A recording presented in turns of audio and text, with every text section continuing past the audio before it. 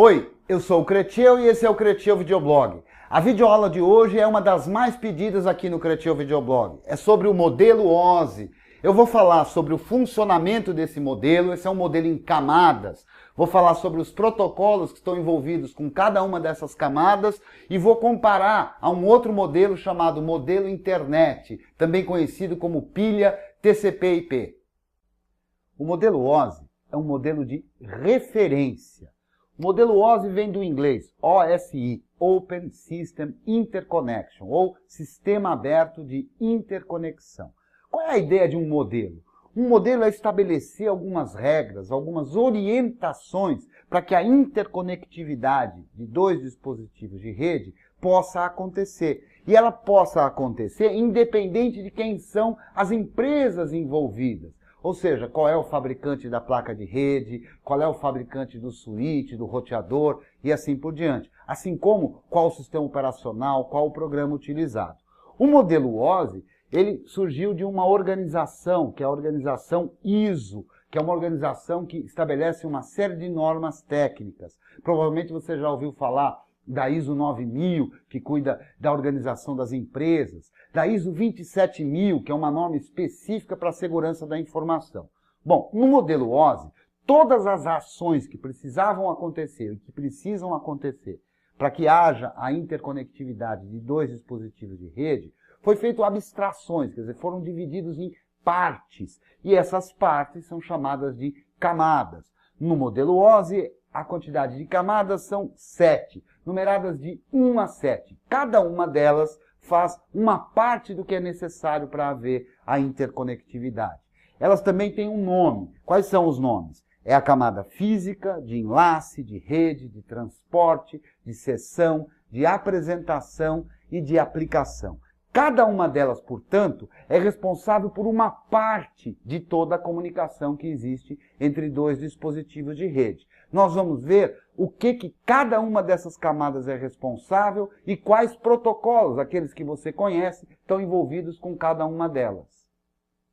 A camada 1 é a camada física. Ela é que estabelece a comunicação real entre os dois dispositivos. Portanto, a camada física é responsável pelo cabeamento, pelo tipo de característica elétrica, se for elétrica, como impedância, tensão, ou das características óticas, se a comunicação se der por meio óptico, ou de outras características como eletromagnética. Na rede sem fio, por exemplo, existe a comunicação eletromagnética. Então, todas essas características, tudo isso está envolvido na camada física. Tudo isso para garantir uma maneira inequívoca de que 1 é 1 e 0 é 0, tanto na ponta de quem envia, quanto na ponta de quem recebe.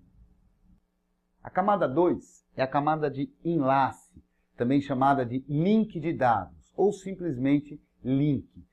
Essa camada é a camada responsável pela detecção e, eventualmente, a correção de erros que tenham acontecido no nível físico. Ela também faz um controle de fluxo da transmissão dos dados entre um dispositivo e outro dispositivo. A camada 3 é a camada de rede. Essa camada é responsável pelo endereçamento dos dispositivos na rede. Também é responsabilidade dessa camada o caminho que as informações têm que percorrer da origem até o destino. Portanto, os protocolos de roteamento são responsabilidade dessa camada. A camada 4 é a camada de transporte. Essa camada é responsável pela detecção e eliminação de erros que tenham ocorrido nas camadas inferiores. Ela também é responsável pelo controle de fluxos dos dados da origem até o destino, assim como a ordenação para garantir que os dados na origem e no destino sejam os mesmos. Essa camada é muito especial porque é uma camada fim a fim, que estabelece uma comunicação direta entre a origem e o destino. A camada 5 é a camada de seção. Essa camada é responsável pela comunicação entre dois processos que estão em máquinas diferentes. Ela é quem controla quando que deve começar, quando que deve terminar, eventualmente quando deve ser reiniciada a comunicação entre a aplicação que está na origem e a aplicação que está no destino. A camada 6 é a camada de apresentação, muitas vezes também chamada de camada de tradução. Porque ela é quem faz a conversão dos formatos de caractere para que eles possam ser usados na transmissão. Portanto, quando esses formatos são diferentes do formato ASCII, o código de página é diferente, é a camada 6 quem faz essa conversão. Ela também é responsável pela compressão e criptografia. A camada 7 é a camada de aplicação, ela está no topo do modelo OSI. Essa camada diz respeito aos programas de computador que funcionam no cliente e que funcionam no servidor. Ela é, portanto, a camada onde estão os protocolos para comunicação, para envio de e-mail, envio de arquivos e assim por diante. Protocolos de nível alto, protocolos das aplicações. Agora que você conhece o papel de cada uma das camadas do modelo OSI, vamos entender como é que funciona a comunicação entre camadas. Primeiro eu vou ver um processo que está indo de cima para baixo. Eu escolhi aqui 4 camadas, não importa quais sejam agora. O importante é ver que são 4 camadas e como é que vai se dar a comunicação da camada mais acima até chegar à camada mais inferior. Bom, essa camada no topo aqui desse conjunto de 4 camadas tem uma informação, um dado que ela vai passar para a camada de baixo. Muito bem, ele passa essa informação para a camada de baixo. Essa camada, por sua vez, encapsula esses dados, colocando informações de controle que dizem respeito exclusivamente a esta camada. Legal, formou um novo conjunto. Este novo conjunto passa então para a camada inferior, que novamente não é capaz de interpretar esses dados que estão lá, nem os cabeçalhos, nem os controles que dizem respeito à camada de cima. O que ele faz então? Ele encapsula também. Como é que é esse processo de encapsular? Ele pega o que veio, trata isso como um conjunto e coloca as suas informações de controle, aqui nesse exemplo, um cabeçalho, e forma um outro conjunto. Esse outro conjunto é que vai para a camada inferior. Assim é o processo de encapsulamento camada a camada. Para entender isso melhor, a gente pode usar as famosas bonequinhas russas. Então vamos ver, ó. Tem aqui uma quantidade de dados que precisa passar para essa camada. O que esta camada vai fazer? Esta camada vai encapsular esses dados, vai pegar os dados que vieram da outra e colocar a sua própria estrutura de controle, formando uma nova bonequinha. Essa nova bonequinha vai passar para a camada inferior. A camada inferior vai tratar aquilo como dado e vai fazer o quê? A mesma coisa, vai encapsular esses dados, colocando as suas próprias informações de controle, que vão passar depois para a camada inferior. A camada inferior vai de novo encapsular esses dados. Tá gostando das bonequinhas? Vai encapsular esses dados. E aqui então tem tudo uma coisinha dentro da outra, uma encapsulada dentro da outra. O processo de descer as camadas se dá desta forma. Quando isso chega na outra ponta, o processo é feito de maneira reversa. Ou seja, a camada mais embaixo pega as informações que ela conhece, é uma camada de cá com a camada de lá, o mesmo número de camada, e vai desencapsulando. Então, da camada inferior agora, abriu o pacote e pegou os dados para poder jogar para a camada superior. A camada superior, de novo, tira as informações de controle de um protocolo que ela conhece e pode mandar para a camada de cima, que por sua vez abre também a bonequinha e manda o dado para a camada mais superior. Esse processo de colocar um dado dentro de uma bonequinha, que é colocando os controles daquele protocolo, chama-se encapsular. E o processo de abrir isso e tirar a informação que veio de lá, chama-se desencapsular. É assim que se dá a comunicação entre uma camada superior e uma camada inferior. Para compreender isso na totalidade, inclusive com os nomes que vão ser usados, ou que são usados, a gente vai entender essa sopa de letrinha aqui. Agora vamos entender essa sopa de letrinhas, PCI, SDU e PDU. PCI é Protocol Control Information, informação de controle de protocolo.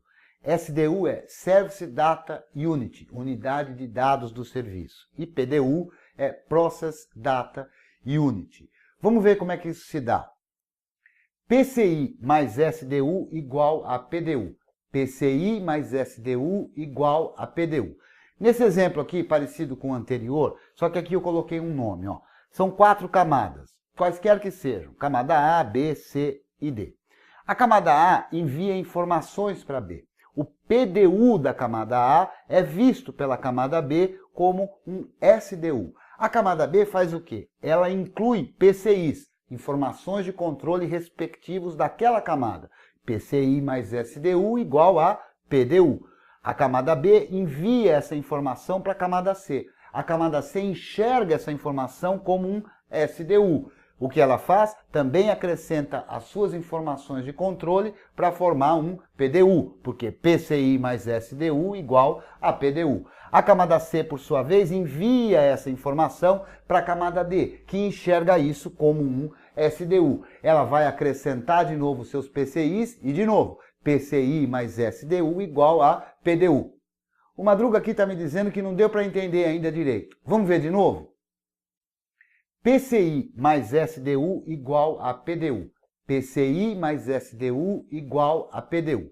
Nesse exemplo aqui, parecido com o anterior, só que aqui eu coloquei um nome. Ó. São 4 camadas, quaisquer que sejam. Camada A, B, C e D. A camada A envia informações para B. O PDU da camada A é visto pela camada B como um SDU. A camada B faz o quê? Ela inclui PCIs, informações de controle respectivos daquela camada. PCI mais SDU igual a PDU. A camada B envia essa informação para a camada C. A camada C enxerga essa informação como um SDU. O que ela faz? Também acrescenta as suas informações de controle para formar um PDU, porque PCI mais SDU igual a PDU. A camada C, por sua vez, envia essa informação para a camada D, que enxerga isso como um SDU. Ela vai acrescentar de novo seus PCIs e, de novo, PCI mais SDU igual a PDU. O modelo OSI é um modelo de referência. Efetivamente, na internet, o que está na prática da internet é o chamado modelo internet, também conhecido como pilha TCP/IP.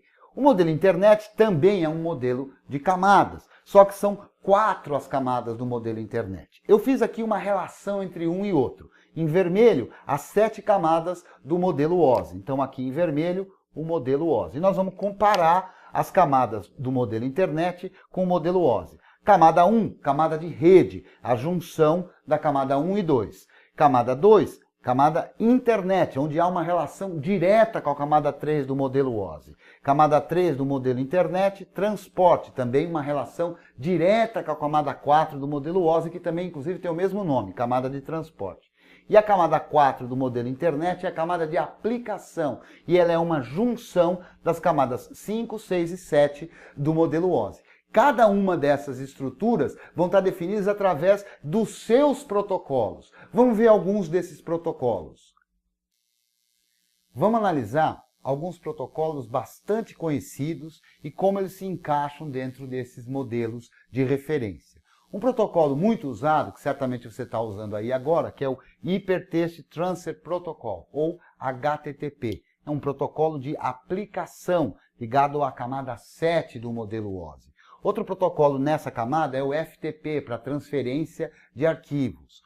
Protocolo interessante, TLS, usado para criptografia, para comunicação criptográfica em servidores de e-mail e tal, típico da camada 6 do modelo OSI. O protocolo SIP, de ligação telefônica, o protocolo NetBIOS, usado para compartilhamento de arquivos dentro de uma rede Microsoft, estão dentro da camada 5, a camada de seção do modelo OSI.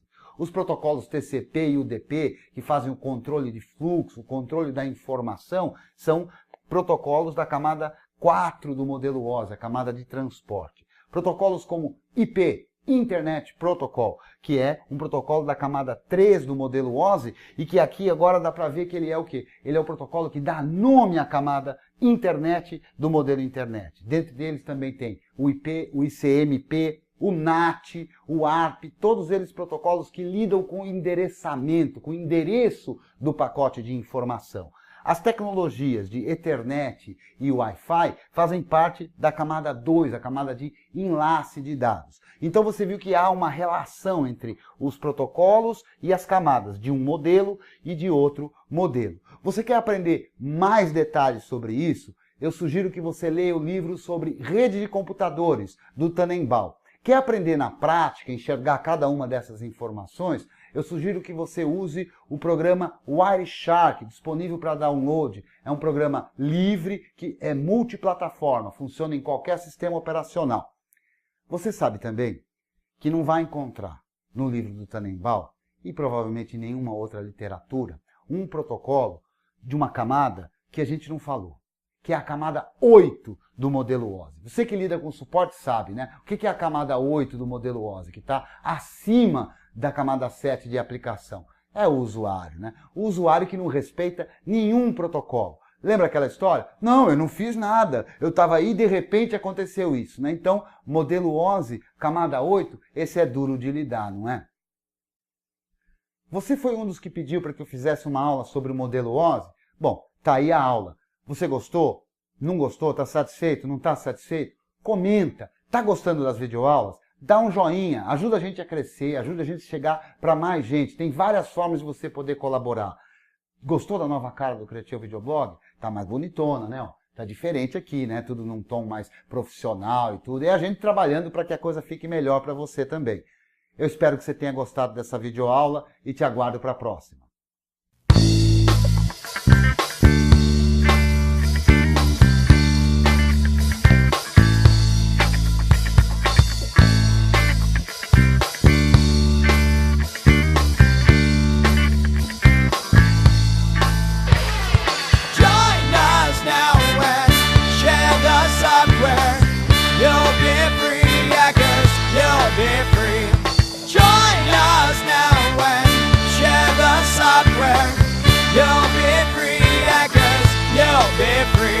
If you wanna be free from the dirty monopoly, come to our site, you won't believe what you see. We got everything you need for your new station. Take it from me with no manipulation. Sign up, no boy, download, enjoy. It's easy to say, we'll come on over and play. All you need is a will to break away from the back. You see the light, my friend, and I know you'll be back. Come on, join us now and share the software. You'll be free, hackers, you'll be free. Join us now and share the software. You'll be free, hackers, you'll be free. If you wanna be free from the dirty monopoly, come to our site, you won't believe what you see. We got everything you need for your new station. Take it from me.